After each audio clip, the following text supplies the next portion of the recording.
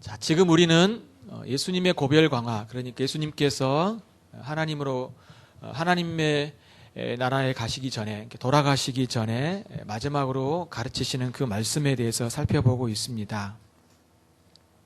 그동안 예수님은 제자들에게 이제 떠나실 것을 말씀하셨죠. 그러면서 오늘 여러분 말씀을 읽으면서 살펴보았지만 다시 그분이 오실 것을 또한 말씀해 주고 있습니다.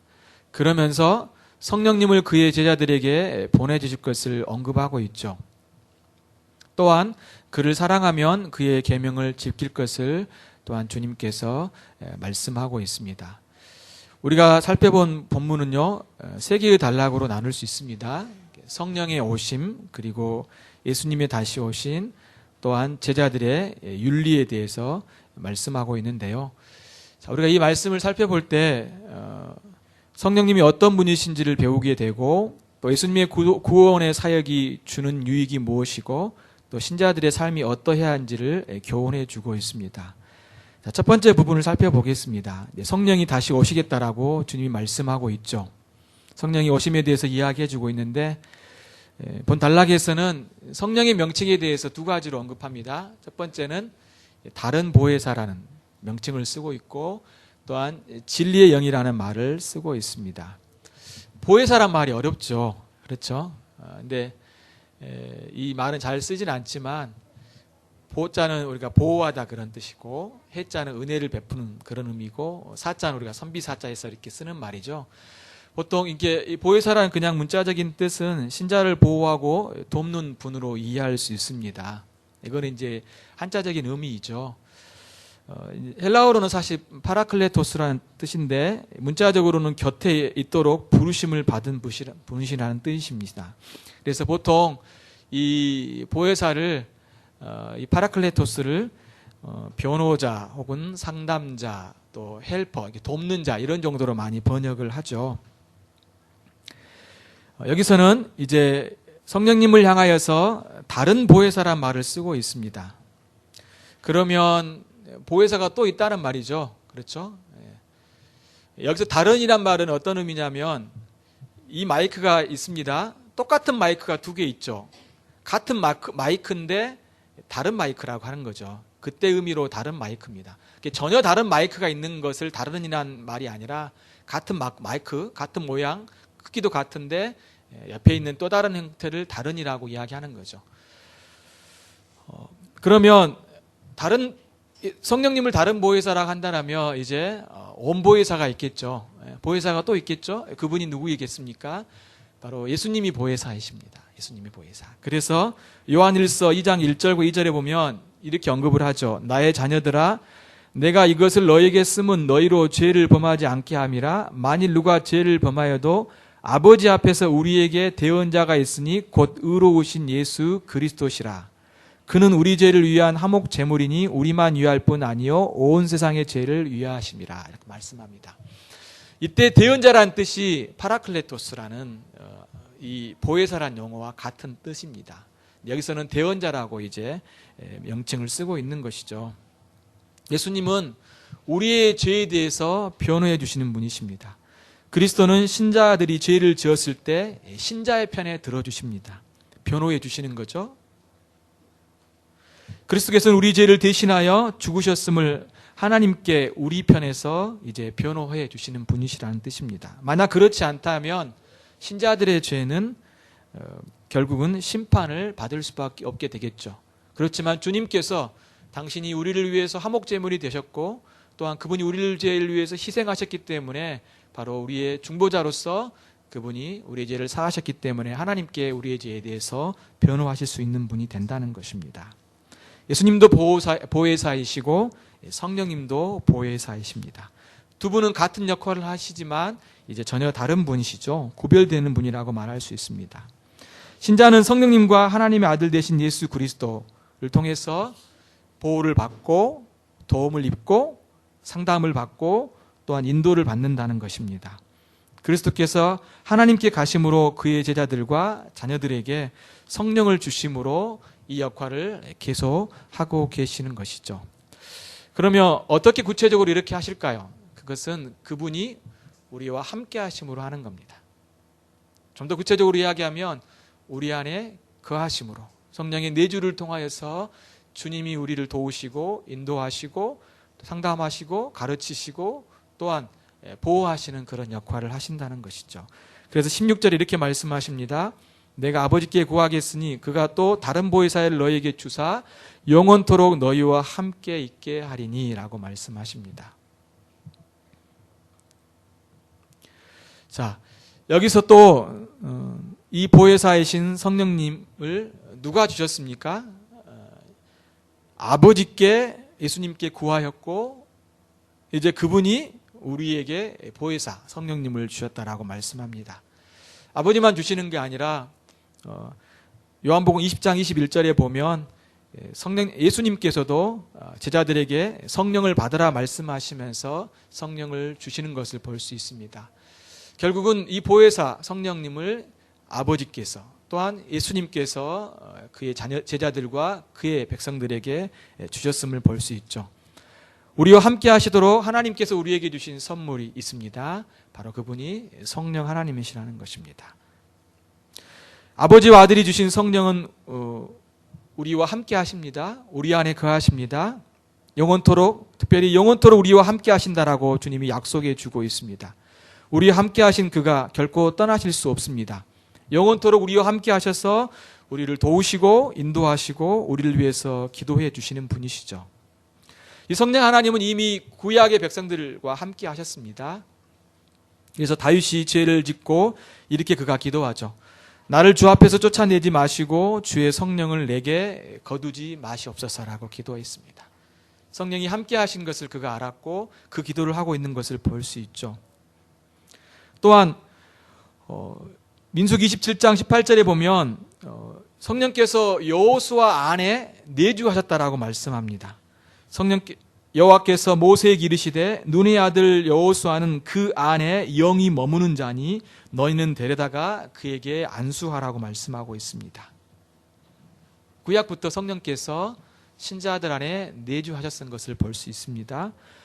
또한 성령께서 선지자들과도 함께 하셨습니다. 베드로전서 1장 10절과 11절을 보면 신약성경에서 이렇게 설명해 놓고 있어요. 이 구원에 대하여는 너희에게 임할 은혜를 예언하던 선지자들이 연구하고 부지런히 살펴서 자기 속에 계신 그리스도의 영이 그 받으실 권한과 후에 받으실 영광을 미리 증언하여 누구를 또한 어떠한 때를 지시하시는지를 상고하니라라고 말해주고 있죠. 결국은 이 선지자들이 그리스도의 권한과 부활에 대해서 예언할 때 누구를 통해서 했을까요? 자기 안에 계신 성령님을 통하여서 그런 예언들을 했다라고 말씀해 주고 있죠. 이렇듯 구약에서도 이미 하나님께서는 신자들에게 성령을 주셨습니다. 성령께서 내주하셨고 충만케 하셨으며 또 은사도 주셨습니다. 그렇지만 신약과 구약의 차이점은 어디에 있을까요? 구약은 성령의 내주와 충만은 은사는 제한적이었습니다. 모든 사람들에게 함께한 것이 아니었죠. 하나님께서는 선택한 사람들에게만 개인적으로 임하셨고 그의 임하심의 기한도 한시적이었습니다. 이것이 신약과 구약의 차이점인 것이죠. 그래서 오순절 이후 성령은 그를 믿는 모든 자에게 임하였다라고 말씀하고 있죠. 그 후에 내가 내 영을 만민에게 부어주리니 그러면서 너희의 자녀들은 예언할 것이요 너희의 젊은이들은 환상을 보고 너희의 늙은이들은 꿈을 꾸리라. 그때 내가 내 영을 내 남종과 여종들에게 부어주리니 그들이 예언할 것이라고 말합니다. 자, 이 말은 무슨 말일까요? 우리는 이 말씀 읽을 때 때로는 자녀들은 예언을 하고 젊은이들은 환상을 보고 늙은이들은 꿈을 꾸고 남자와 여종들에게 성령을 부어주시겠다는 말을 너무나 이렇게 구체적으로 문자적으로 이해하는 것 같아요. 이 말씀은 그런 의미가 아니라 그 성령 하나님을 모든 사람들에게, 믿는 모든 자들에게 주님이 부어주시겠다는 약속인 겁니다. 그래서 오순절날 성령이 임하여서 그를 믿는 모든 자들에게 주님이 성령을 주시는 놀라운 은혜를 베풀어 주십니다. 성령이 오순절 이후에 새롭고 보다 강력한 의미에서 우리와 함께 하실 것을 말씀하시는 거죠. 그러므로 우리는 구약의 백성들보다도 더 큰 은혜 가운데 있습니다. 그렇죠? 성령을 믿는 모든 자들에게 주님이 주셔서 그 안에 거하게 하시고 함께하게 하시고 은혜를 베풀어 주신 놀라운 그런 체험들을 하고 있는 것이죠. 아버지와 아들 그리고 예수 그리스도께서는 믿는 자에게 성령을 풍성하게 우리 가운데 부어주신 분이십니다. 그분이 우리와 함께 하셔서 우리를 도우시고 우리를 인도하시고 또 우리에게 상담하셔서 길로 도우셔서 주의 길을 갈 수 있도록 도와주시는 분이 바로 성령 하나님이십니다. 구약에서는 모든 사람들이 성령의 내주 가운데 성령과 동행하는 그런 삶을 살지 못했지만 신약에서는 신자들 모든 자들이 개별적으로 다 성령의 내주 속에서 주님 임재 가운데 살아가게 하는 놀라운 은혜를 베풀어 주신 것입니다. 또한 14절에서는 성령을 향하여서 진리의 영이라고 말씀해 주고 있습니다. 그는 진리의 영이라 세상은 그를 받지 못하나니 이는 그를 보지도 못하고 알지도 못함이라. 그러나 너희는 그를 아나니 그는 너희와 함께 거하시며 또 너희 속에 계심이라. 진리의 영이란 말은 이 말을 좀 더 자세하게 설명해 주고 있는 주석과 같은 구절이 26절에 나오죠. 보혜사 곧 아버지께서 내 이름으로 보내실 성령 그가 너희에게 모든 것을 가르치시고 내가 너희에게 말한 모든 것을 생각나게 하리라. 진리의 영이는 거죠. 진리의 영. 진리의 영이기 때문에 이제 제자들에게 그 말씀을 가르쳐 주시고 예수님께서 제자들에게 하신 말씀을 생각나게 하신다는 거죠. 그렇기 때문에 여러분 신약 성경을 쓸 수 있었던 것입니다. 성령께서 이 성경을 썼던 주님의 제자들을 통해서 그 말씀을 가르쳐 주시고 생각나게 하셔서 그 성경을 쓰게 된 것이죠. 그래서 우리 가운데 이 말씀이 전해지게 되는 것입니다. 성령 하나님은 바로 하나님의 말씀을 우리에게 전해주시고 또 이 말씀을 통하여서 주님이 어떤 분이신지를 알고 주님을 믿게 하는 놀라운 역사를 베풀어 주신 것입니다. 그 이후에 성령은요 신자들에게 하나님의 말씀을 깨닫게 해주십니다. 그래서 성령의 조명이라고 이야기를 하죠. 그러므로 성령의 도우심 없이는 우리가 성경을 통하여서 그리스도를 믿을 수 없습니다. 자, 모든 사람들이 성경을 가지고 있습니다. 성경을 읽습니다. 그렇지만 그들이 구원에 이를 수 없습니다. 그 이유가 뭘까요? 성령께서 그 말씀을 깨닫게 해주시지 않았기 때문입니다. 성령께서 바로 예수 그리스도가 구원자라는 것을 그 마음속에 믿어지지 않기 때문에 그러는 것입니다. 그러므로 성경을 읽지만 성령의 조명과 성령의 역사하심 없이는 우리가 그리스도를 알 수 없고 구원에 이를 수 없는 것입니다. 성령의 능력을 통하여서만이 오직 주님을 알고 성경을 이해하고 또한 주님께로 가고 주님을 섬기며 살아갈 수 있는 것이죠. 그래서 성령은 우리에게 하나님의 말씀을 우리 가운데 두시는 분이시며 또한 성경을 해석하시는 분이신 것을 우리가 알고 우리가 이 말씀을 대할 때마다 성령의 도우심을 구해야 됩니다.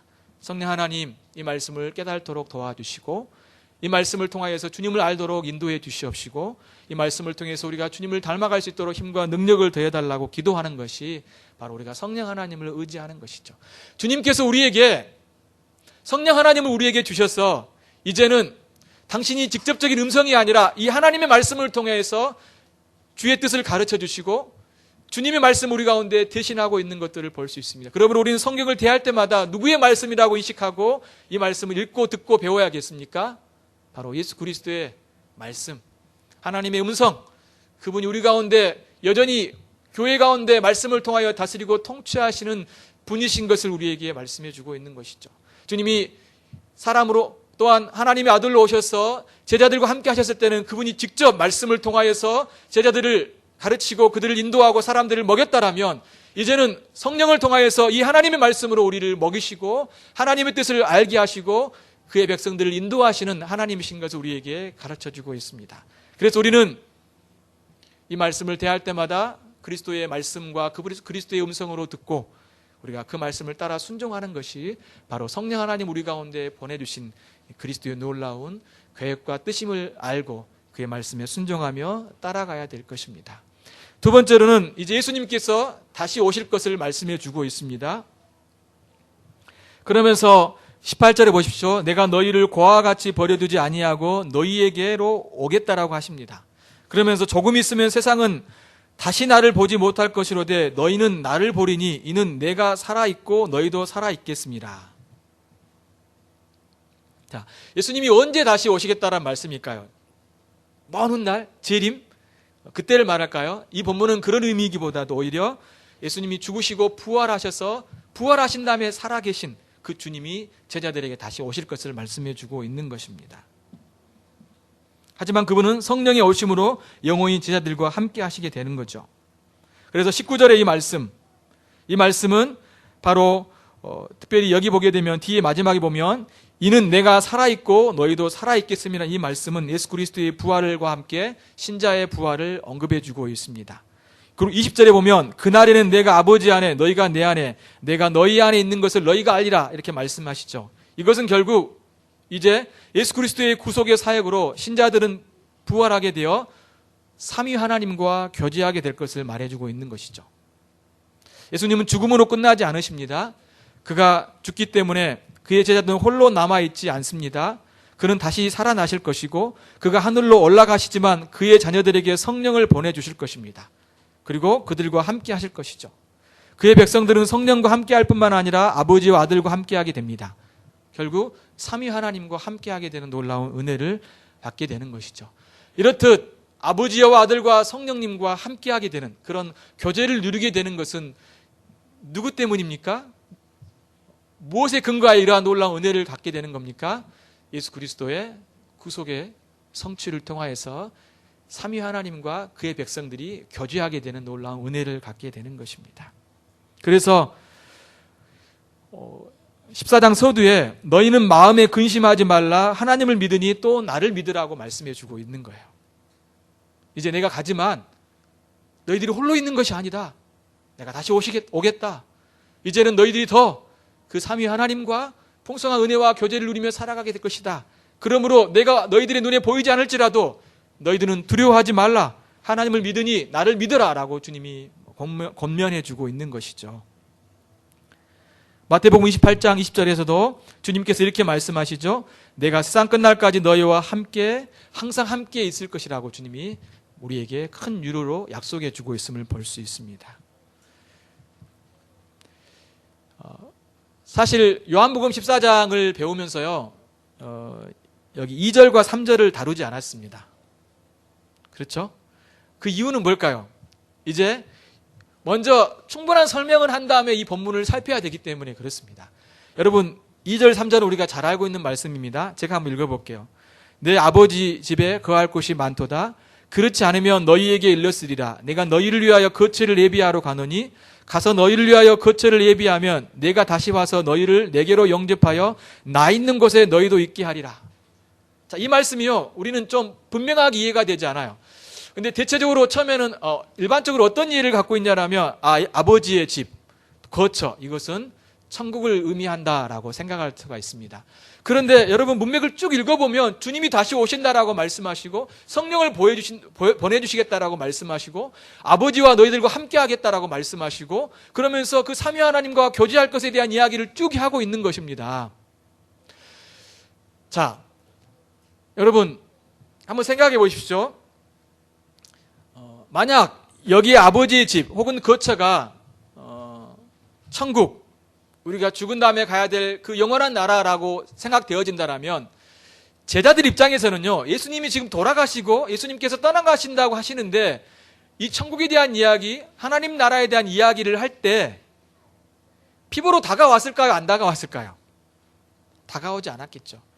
예수님 편에서도요, 그들에게 실제적인 도움과 또 그들에게 위로가 되고 힘이 되는, 또 앞서 이야기한 1절 마음에 근심하지 말라 하나님을 믿으니 나를 믿으라는 이 말씀도 사실 그들의 피부에 다가오지 않았던 말씀이라고 볼 수밖에 없어요.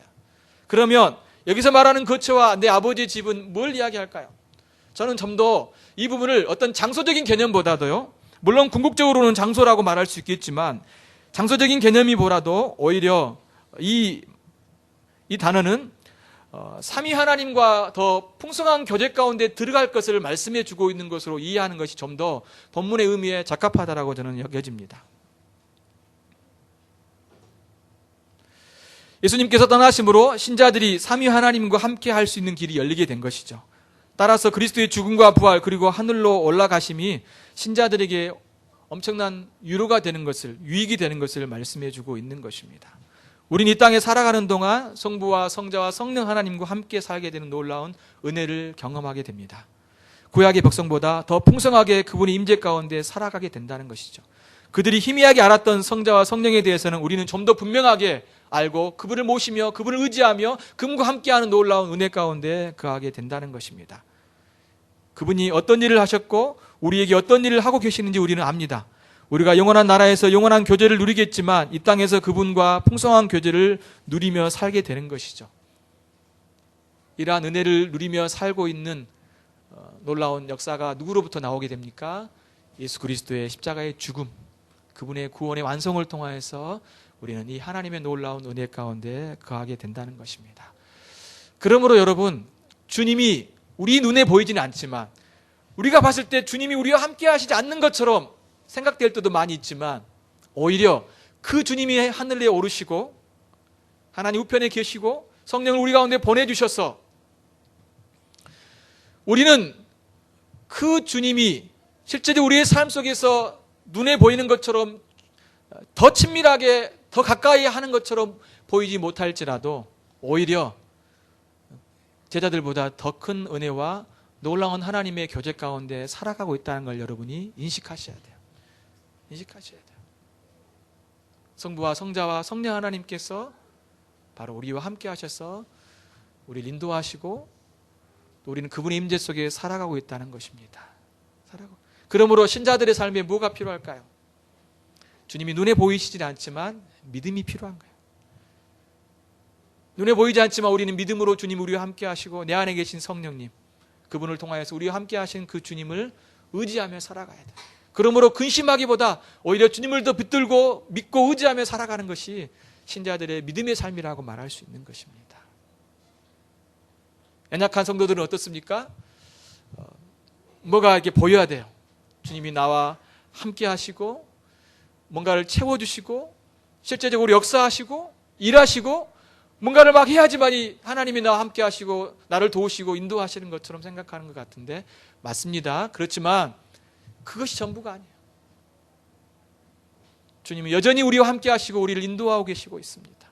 우리가 하나님 말씀을 알아가면서 또 우리의 삶 속에서 주님이 수없이 많은 부분 우리를 도와가면서 당신의 뜻을 이루어 가시고 우리와 함께 하셔서 신실하게 우리를 이끄시는 분이시란 걸 여러분이 믿으셔야 돼요. 그게 믿음으로 살아가는 거예요. 믿음으로 가는 거예요. 예수님의 마음도 얼마나 애가 탔겠습니까? 그렇죠? 그 제자들을 두고 떠났을 때 그렇기 때문에 주님께서 지금은 그들에게 이렇게 말씀하고 있는 거예요. 내가 너희와 함께하고 있다. 성령을 너희들한테 보내줬다. 아버지 안에 너희들이 지금 있다라고 주님이 확신하면서 그들에게 지금 말씀하고 있는 거예요. 그럼 여러분의 마음 안에 이러한 것을 믿으셔야 돼요. 하나님을 믿고 예수님을 믿으셔야 돼요. 마음에 근심하고 두려워하기보다 어떤 어려움과 힘든 일이 발생할 때마다 주님이 나와 함께 하신다는 확신을 가지고 여러분들이 믿음의 길을 가는 것이 무엇보다도 필요하다는 것입니다. 자, 이제 끝으로요. 세 번째로 살펴볼 게 뭐냐면 서두에 보면 15절에 이렇게 말씀하고 있습니다. 너희가 나를 사랑하면 나의 계명을 지키리라. 지금 성령 하나님에 대한 이야기를 쭉 하시면서 갑자기 계명을 지키고 사랑에 대한 이야기를 하고 있습니다. 그러면서요. 21절에 또다시 그 이야기를 하고 있습니다. 나의 계명을 지키는 자라야 나를 사랑하는 자니 나를 사랑하는 자는 내 아버지께 사랑을 받을 것이요 나도 그를 사랑하여 그에게 나를 나타내리라고 말합니다. 그러면서 이제 가롯이 아닌 유다가 예수님께 물어봐요. 주여 어찌하여 자기를 우리에게 나타내시고 세상에는 아니하시나이까라고 이야기해요. 그러면서 다시 한번 주님이 또 이 말씀을 반복하십니다. 사람이 나를 사랑하면 내 말을 지키리니 내 아버지께서 그를 사랑하실 것이요 우리가 그에게 가서 거처를 그와 함께 하리라.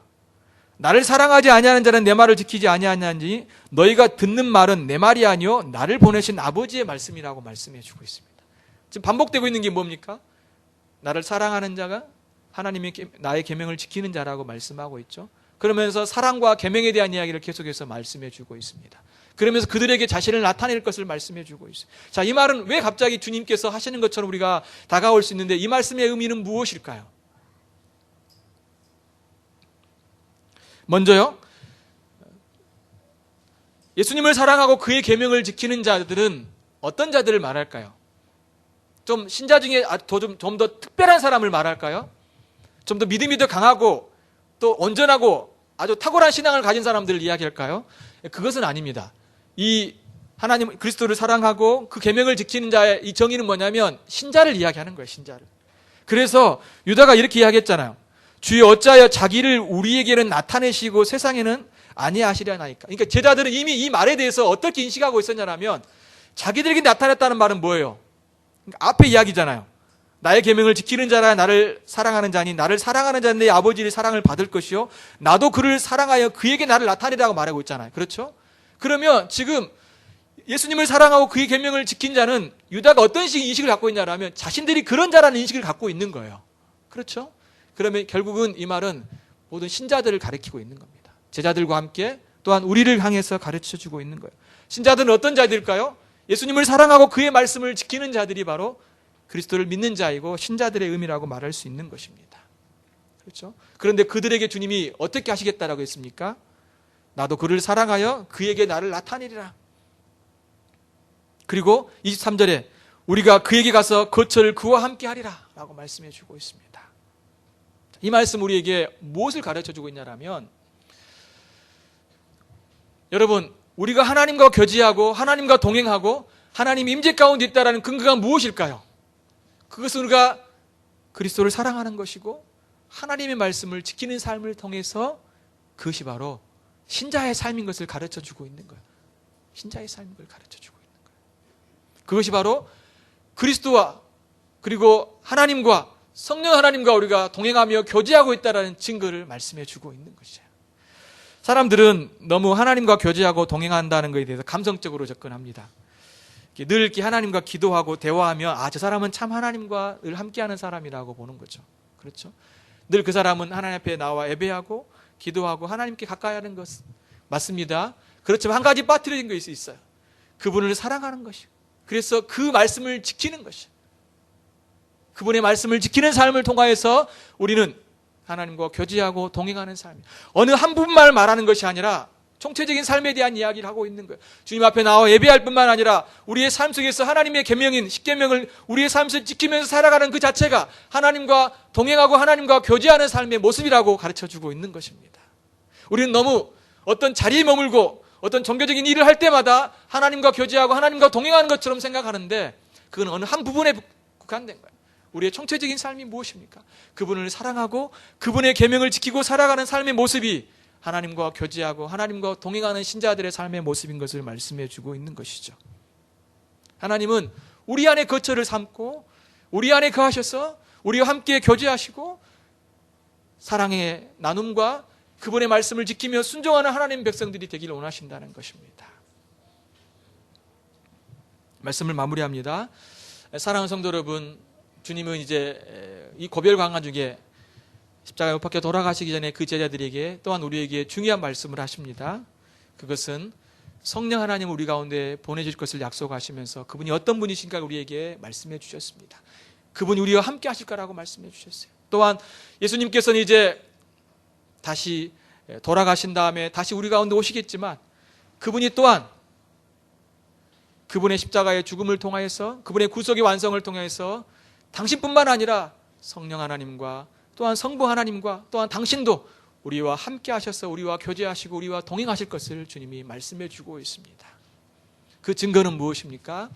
그분을 사랑하고 그분의 계명을 지키며 살아가는 것입니다. 이 땅에 살아가는 동안 우리가 주님을 모시며 살아간다는 것은 주님을 사랑하는 삶이고요.